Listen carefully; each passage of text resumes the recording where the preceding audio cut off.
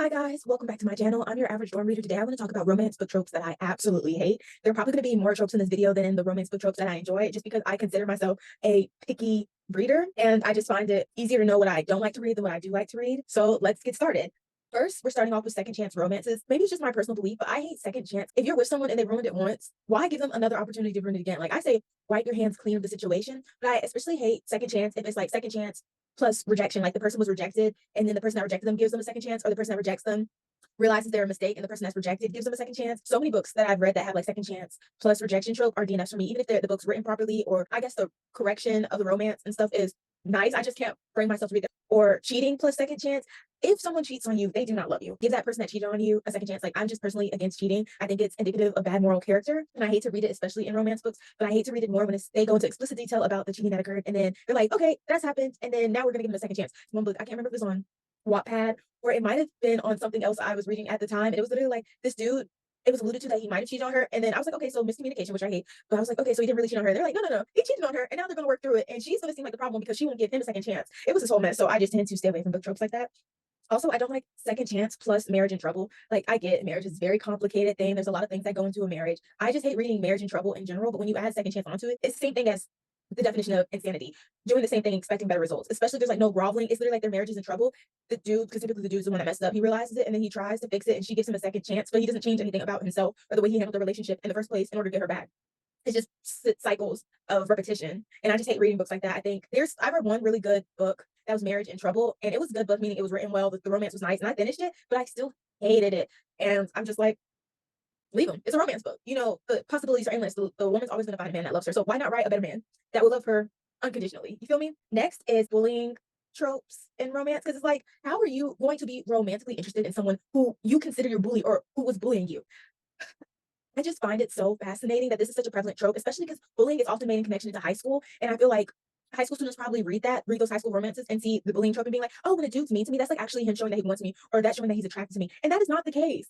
Or at least that shouldn't be the case. I think it sets a harmful expectation for girls to expect to be treated badly in their relationships in order to find love. And I think that's really icky. So I really hate reading bullying, especially when it's tied to high school romances. After that, I do not like experienced ex inexperienced, meaning like one person is super experienced sexually, the other person is inexperienced sexually. Imagine Playboy ex virgin. I hate tropes like this just because I feel like there's such a big emphasis on virginity being something about you. I just don't like reading it. Whereas he wants her because she's untouched. He'll be the first of her everything. And it's just like, you like her because you view her as unused and pure. Meanwhile, you're ran through. What does that say about you? Like, I think it sets an unrealistic expectation of self-worth for women reading, being like, I'm more valuable than this other woman because I haven't had sex. And this might be TMI, but as a virgin, I just hate reading romance books that have virgins in them because I feel like it pushes this notion of purity culture, which I could make a whole separate video about like the dark side of reading romance, but I feel like it pushes purity culture and this belief that a man can have all the sex he wants to, and that doesn't shift how anyone views him. In fact, he might even be looked like a better person because of the amount of experience he has, versus her value is in the fact that she hasn't had as much experience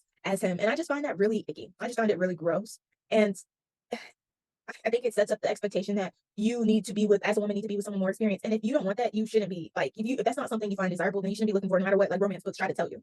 After that, I do not like friends to lovers. I know this is probably going to be the one that people are like, what the most? Like, I just hate friends to lovers if it's like a slow burn, because I just find them boring. Reading friends to lover and it's a slow burn and it's not really spicy and it's just like really cute and sweet is boring to me. Like, I don't need my spice to be super high when I'm reading these books.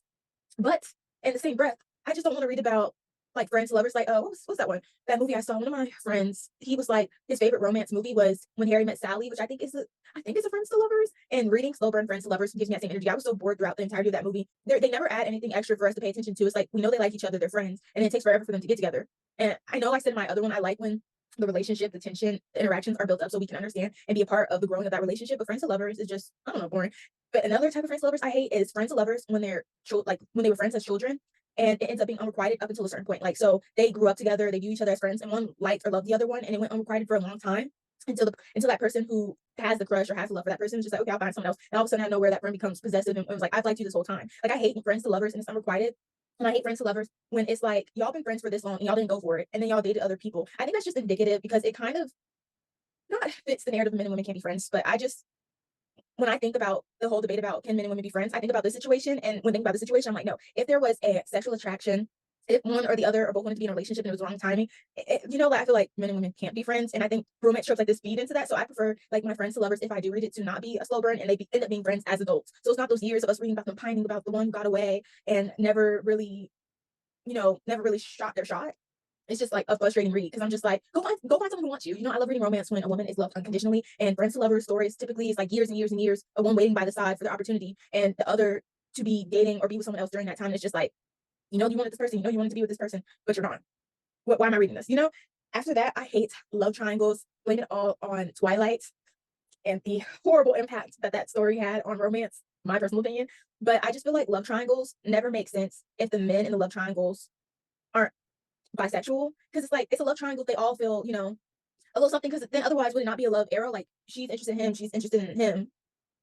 Like I just think love triangles where it's two guys competing for one woman. I don't think there's ever been a reverse of like two women competing for one guy. I would hate to read it. I hope that type of book never exists. But I feel like two guys competing for one woman is just, especially because with these love triangles, they never, ever, ever, ever make her pick the better guy. So she has two options. One that she's, friends to lovers, liked him since childhood. The other one is like this new guy, typically racially ambiguous based on some movies, all the movies, racially ambiguous, and then who treats her better, is nicer to her, is the better option. And we always know she's going to choose this first guy. Like we never have a doubt in our minds who she's going to choose in a love triangle. So why is it a love triangle? She knows she wants to do. She just has to do it in the Raptors because, like, this dude ain't treating her right. And when you're in a relationship where someone doesn't treat you right, you're obviously going to try to find that somewhere else. After that, I hate book tropes that deal with racism or bigotry. Like the female MC is the cure of the racism or bigotry. I know on my channel I advocate a lot for proper and positive representation, and I do not think that this trope is that, and I hate to read it because it's like, hey, he's a little bit bigoted, or hey, his family's racist, she's going to have to fight for their love, and like he does stuff to help with that. But I just feel like it kind of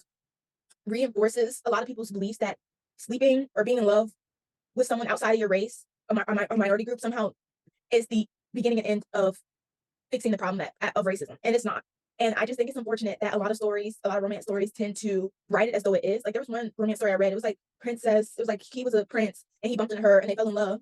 And he brings her back to his country. And his country is racist. His family is racist. The people in the castle are racist. And she's doing all that and she's suffering. And he doesn't even notice it. And then I guess when he does notice it, I forgot if he like takes action, but like he's like, I'm gonna stand by you and stuff. And it's just like all those things, all the things that influence the people's racism in the story isn't written about, like it's just like, oh, he married a black woman and the country was no longer racist. Like, no, babe, no. Stories that have real world impacts or real world implications, I feel like should be written more seriously, because then people are going to read that and think, hey, look, you're racism by sleeping with a black woman or sleeping with a black dude, or dating, and it's just not the case. It's just not the case. Like it's not my go-to genre. Next book trope I hate is any iteration of hot and cold. So like hot, cold, on again, off again, any sort of iteration of that I do not like, because I like my romances when they like each other and there's build up to them realizing that they like or love each other, or opposite of knowing like they like each other and they like have really cute moments of tension and spice and just story in it. And I feel like reading ones where it's like hot and cold, on again, off again, is just reading a bad relationship. And as I said again, I tend to lean to more non-realistic tropes. Like I feel like hot and cold is such a realistic trope because people will be like, I love this person, so we should be together, instead of asking themselves, is this relationship healthy? Is it something I want to live the rest of my life doing? And stuff like that, and just be like, oh, I love this person, and that's it. And it's like, no. So when I read romance tropes that have this type of tropes with that, I'm just like, this feels toxic, and I don't want to read toxic love, because like whether you want or whether people want to admit it or not, what you read can be internalized. And I prefer to read healthier versions of romance. And that on again, off again, hot and cold, yes and no, it's not my thing. After that, I do not like book tropes where it's like a murder mystery and the love interest is a suspect. Because usually it'll be like the female MC, close family member, close friend is missing or to believe to be unalive, and she's researching and trying to find the person who did it, and the love interest pops up in her search, and she, like, before she knows whether or not that person did it or what hand they had to play in the situation, she's getting with him. And it's just like, no, babes, no, I could never be romantically into someone who I thought had the capabilities of harming someone I care deeply about, or just capabilities of harming someone. Like, I know there are dark romances I read where I'm just like, this was real life, 911 will be dialed, pressed, called, all that stuff. But I just feel like when it's like a murder mystery too, it's just like, ooh, there was this one series that I read where there's one girl trying to find out what happened to her brother, and it was like a R8, for those who don't know, it's like a versatile one, and she's getting with the dudes, and there's all this evidence leading up to one of them might being the person to do it, and it's like over the course of 4 books, and it's just like she's done with them, she's dating them, she's loving them, and she don't know what happened to her brother that she cares so deeply about. I was just like, dang girl, like it's giving woman-centered man, not the good, like, I guess there's no good kind, but like it's giving woman who censors man in like the worst way possible. After that, I hate scenes that contain SA, sexual violence against women. I have difficulty reading, and I find it to be a trope that I really hate seeing in books. Like I know for like some of the darker aspects, like sometimes they incorporate it to be like, oh, this is tough, this is gritty, this is dark, like this isn't your mom's romance or stuff like that. But I just hate it. I like, if you're going to include a scene like that as a part of character development, or even not character development, just included as a part of the story, I would prefer that these writers be as vague as possible because there are women who actually experience this. And I find that sometimes there will be writers who will go into explicit detail about the harm that's done to these fictional characters. And I can't help but feel sick about it because it's just like, yeah, this isn't a real person, but someone could have done this to a real woman in the real world. And you're writing it. And I know they like include trigger warnings and stuff, but like sometimes when I am reading a dark romance and it has like scenes of essay and it's so explicit that I can't help but think that the author is unwell. Like something is wrong with that person. Because how are you even imagining this? Like, if this comes out off the top of your head, wow. But it's even worse if you did research to make it as realistic as possible. Like, I remember there was this one book I read that was about these girls who escaped like cult life. And it was like a motorcycle story. I can't remember the name. I'm not going to say it because I'm not that messy. But if you know, you know. But it was like these girls were escaping this cult and finding love with these motorcycle people. And the person who wrote the book said she did a lot of research on cults. I think she studied it in college. And the explicit detail she went into the horrors that these girls face in the cults and trying to escape from the cults was so graphic and grotesque that I had to DNF the book and make sure I didn't read anything from that author again because it's just like all the research in the world, knowing the atrocities that occurred, and you decided to put it in a romance book, something you advertise as a romance book. That's unhinged behavior. It's deeply sickening behavior. Why not write a horror about it with a romance subplot? But no, this book was marketed and advertised as a romance book. That's the book talkers who talked about it were like, this is a romance book. And so when I got it and I read it, and it had some of the most vile descriptions of things I've ever seen in my life, something's not right for you to think that this was remotely okay to do. Like you could have wrote a horror, you could have written a kind of fictionalized version of events, but no, you wrote a romance with this. And the essay, the violence was so detailed that it was like I had to sit down a moment after I DNF'd it and really like think about what I was reading and why I was reading it. If you're the author of this, if you're watching this, probably not because I only have like 6 subscribers, but if you're watching this, get help. For real. Next trope I hate is just slow burn by itself. I think slow burn is boring. I hate to read it. There's only certain instances when slow burn is really good. I know I put in the book tropes I like. Slow burn plus instant attraction I really enjoy for some reason. But other than that, nah. After that, book tropes I hate is last minute third act breakups. I started to notice it when I got back and reading like published books again. And I can't help but notice it. If you got like less than 30%, because I read on like Kindle Unlimited, but if you got less than 30% on your book and you decide to do a third act breakup and it's like swipe, like you swipe 5 pages and they're back together, there was no need for a third act breakup. And the third act breakup is always over something stupid. Like, why did you need to add that? You could have just ended the story there. Speaking of which, I feel like a lot of these authors be padding their stuff. Like sometimes it's okay to have a short story. Sometimes you don't need the extra. Like if you wrote this out and you were like, oh, it only comes with this many pages, don't add something onto it to get it to more pages. Sometimes it's good to just have like 100, 200 page book, unless you get paid more for the amount of pages. But otherwise, I'm just like, that wasn't necessary. Why'd you do that? What'd you do that for? After that, book tropes I hate is when the MC is not like the other girls. This might be more reminiscent of my Wattpad days. Wattpad was the golden place for the best place for not like the other girl characters because it's a lot of them were self-insert and they didn't view themselves, or this is my opinion, but they didn't view themselves as traditionally feminine or attractive to men. So they wrote these characters that were more emblematic of who they are as people and wrote it so that they still got the man at the end of the day. And I get that. I truly, truly get that. But the issue comes when I pick a published book and the character is still not like the other girls. And then I do some background into the author and it's like, you're a 34-year-old woman. Not to be ageist, not to be like, oh, you can't be not like the other girls as an older woman. But it's just like, have we not outgrown this mindset? Like I'm not even ashamed to admit I had a not like the other girls phase in high school, not to get guys, but just because I thought it made me special or specialer. But I've outgrown that. I've learned and I've educated myself and tried to unpack some of the internalized misogyny that comes from living in a patriarchal world. But like you're bordering 30 going on 40, writing that you're not like the other girls because it's all not like the other girls trope is always connected to self. And so you can always tell by how they write or choose to describe the characters. It's just like I think it's time we let it go.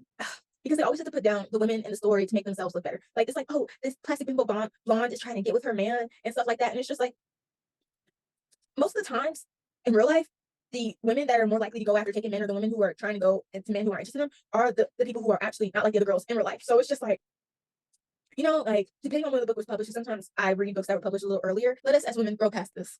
I beg. After that, I hate when there is a unequal power dynamic, whether that's like rich ex poor, whether that's age gap, whether that's boss ex employee. I just hate when the love interests aren't on equal ground because I can't help but think how icky that is, especially when it comes to all of these. Actually, rich ex poor, I feel is not the worst of an equal power dynamics, but most of the times when it's rich ex poor, the way the rich person in the story will describe the poor person's life and other attributes connected to their poorness or poverty, I'm just like, oh. After that is age gap. And age gap, I hate age gap from the bottom of my heart. I think it's one of the worst tropes that exist. And if you're like in an age gap romance in real life, like you're a real life person who has age gap between their partner that extends more than 10 years, I don't know what to tell you. Live your life, live your truth, queen. I just don't like to read it in my romance books. Even like in romance books, an age gap of 10 years is really pushing it. Because for me, I just view age gap as problematic when it depends on the stages in a person's life. Like if you're age gap is 10 years or more than 10 years, but y'all are both in equal places of life, then I think that's pretty fine. Like you're 30 and they're 50 or 30, 40 or whatever like that, or like 20, never mind, not those. You like you're coming from a position of being ready to settle down, have children, all these things, and they're also in that same place. But sometimes I hate reading age gap romance, if I do read them, where it's like 18, new to the world, doesn't know much about life, and a 30-year-old. Like I just hate those type of stories so badly because they always describe the 18-year-old as naive, like inexperienced, unknowing, and 30-year-old's like, oh, he's established, he's made his money, he's got his home, he knows what he wants in life. And it's just like this person is just entering the adult world. Why is someone who's now settled in the adult world interested in them? I feel like it's coming from a position of unequal power dynamic. They feel like they have power over that person. And that's just me, my perspective on it. But if it's healthy and it works for you, that's your business. That is your business. But I don't like when age gap book tropes where the female protagonist is childish. I think it's gross and almost predatory to write someone with a more childlike nature be in an age gap romance. I hate when the MC is again freshly 18. I already explained why. I hate when the age gap has this connection where the male love interest, who's typically older, knew her as a child because that feels like grooming. Like you saw her as a child and then you saw her grow into an adult and you decided that you were romantically and sexually interested in this person that you saw as a child. You think that's wrong with that? You don't think that's like there was this one story I read where the story was about the sister who was of age, who was grown, and she falls in love with this biker dude because her sister ran off with her 20-year boyfriend, 16-year-old sister ran off with a 20-year-old boyfriend to his motorcycle compound, and the sister like found her and ended up falling up in love with other motorcycle people. And I was like, it's already gross that the 16-year-old was with the 20-year-old. But then the next story in the series, which I did not read, was about how the 16-year-old ended up falling in love with like the 30-something-year-old, or like at the time he was like well into his late 20s. And then the story is when she turns, I think, 20, and she ends up getting in a relationship with a dude that knew her and saw her date someone when she was 16. And I was like, see, this is where it comes into play when authors write stuff like this. That's when I think they're unwell. Because what gives you the gumption to, and not only that, but they had scenes in the first book that wasn't about her, but they have scenes in the first book where the 16-year-old interacts with the darn near 30-year-old, some male love interest. And you can tell that he's interested in her at that age when she was 16. And the next story is about them getting together. Huh? I also want an age gap where the male love interest has any connection with her family. Because then again, like usually when they have the connection, and usually see them grow this child. Like I have cousins who are older than me. I'm 21 going on 22. And I have older cousins who are in their 30s and they brought their friends around. To imagine them coming to like family Christmases and events, seeing me as a child, awkward, going through puberty, all that stuff. And then to turn 18, because it's usually always whenever they turn 18, to have that person be like, oh, I want a relationship with you. It's something about that just don't feel right to me personally. Next unequal power dynamic I don't like is boss sex employee. Pretty explanatory. I just feel like it's kind of gross that you are in charge of them and you see them and you're like, I want that person, and then you work things around in your work environment in order for them to be closer to you. Yeah. Next book trope I dislike is any romance story that mentions children. I mean any romance, whether that's like single dad, ex nanny, because I feel like it's kind of weird that they usually by the end of the book they have the child called the nanny mom, especially the mom is deceased. Like I'm just like, whoa, whoa. I don't like when it's the child like involved in this like age gap. So it shows them as a child and then them progressing into adulthood, being interested in someone that saw them as a child. Gross. I hate secret pregnancy because usually they'll use the pregnancy in the third act breakup to get the couple back together. Like, oh, I'm pregnant. I didn't want to tell you because I want you to be with me for me and stuff like that. And it's just like, oh, y'all are on solid footing and y'all bringing a baby into this world, or just any iteration of that. I feel like having or the inclusion of children in romance stories just isn't for me personally. Not because I think that anything's really icky going around except with age gap one, but it's just like, I don't know, it's just not something I really like. It just doesn't feed the soul for me. After that, I hate book tropes that have a incestuous vibe. Like that includes step sibling romances, that includes reverse harem with siblings, that includes love triangles with siblings. There was this one step sibling romance that had to DNF because the step siblings grew up together as siblings. Like when you grow up beside someone, that's regardless of their blood relation to you, you are siblings, you are family. So I was reading a book where they grew up as siblings, they called each other brother and sis, and they ended up getting together as adults, and they continued to call themselves brother and sis during their more sexual interactions. It's weird. It's weird. Yeah, step siblings where they knew each other as children is weird. I think the only type of acceptable step siblings romance, at least to me, is step siblings where their parents dated as like adults and they met each other as adults. Like, like they met each other through their parents dating. They didn't grow up together. It's not this weird dynamic of like them growing up as siblings. Reverse harem with siblings. I love reverse harem books. RH, girls who get at gats. But I don't like when it's reverse harem and their siblings because it's weird. It's just weird to me. It's just weird. Yeah, it's just weird. No, it's just weird. And last is love triangles with siblings. The amount of popularity love triangles with siblings has gotten, it's kind of weird to me. Again, I want to point out that I feel like it's not really a love triangle if the love interests aren't bisexual, and that definitely cannot happen if the love triangle is with siblings. So yeah, but also it's like, why are you both as siblings interested in someone that your other sibling is also interested in? Like I have a twin sister. I cannot fathom being interested in someone she's interested in or wanting to date someone she's dated. Like once my sister would say, "Oh yeah, I'm interested in them," or "Oh yeah, I want to date them," it's like, enough said. But I feel like the popularity of this genre has increased for some reason. It's like My Life with the Walter Boys, one girl, two brothers.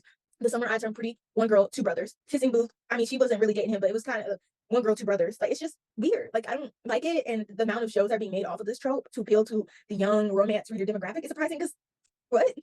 But not everyone has a good, tight, close family. So maybe that is something that appeals to people. After that, I don't like book tropes that contain miscommunication, misunderstanding, because usually these are always done in connection to like alleged cheating or something like that. But I just think miscommunication, misunderstanding is indicative of the fact that this relationship isn't really that great, because communication is a good foundation for romance, for love, for relationship, and for miscommunication and misunderstanding occur means you don't have that there. So I find it difficulty reading romance books that I wouldn't be able to envision being strong after the book closes. And when it has miscommunication, misunderstanding, I'm just like, oh, this wouldn't last. So then it breaks the world building or my connection with the story, because I'm like, oh, y'all. Oh, last but not least is romance with no groveling. I just feel like if the dude messes up or if the girl messes up, there should be a little groveling, show how much you love that person by action, not just by words. So, I love when there's a good groveling if there is a third act breakup. But if there's a third act breakup, no groveling, then you waste my time. Oh, wait, I forgot one last one. Self-insert. Book tropes that are self-inserts are frustrating to read because they always find a way to disconnect from the world. Like there was this one RH book I was reading. I read a lot of RH books, in case you didn't know. But there was this one RH book where this female MC was described as being a badass, take charge, femme fatale, man-eating woman. And I was like into it. And then she described her shoes as being like those, like those Disney shoes where it's like the heels are made of like Disney characters and stuff like that. And she didn't just mention it once, she mentioned it multiple times. So when she mentioned the shoe, I was like, okay, so this is a self-insert. And it broke the world for me. Like, I understand as writers probably want to incorporate themselves in their works or they want to be involved in a love story, but I feel like you have to be self-aware enough to know how to write a self-insert properly. I know I made to talk about that, like how to write self-insert, but it's like you have to be self-aware enough to know if you're writing a man eater and then you're describing the shoes she's wearing as something that a Disney adult will wear, you're breaking the world. You just got to know when to pick and choose what things will be properly incorporated in the world without breaking it. And with self-insert, I don't tend to see that self-awareness, so it makes it difficult for me to read it.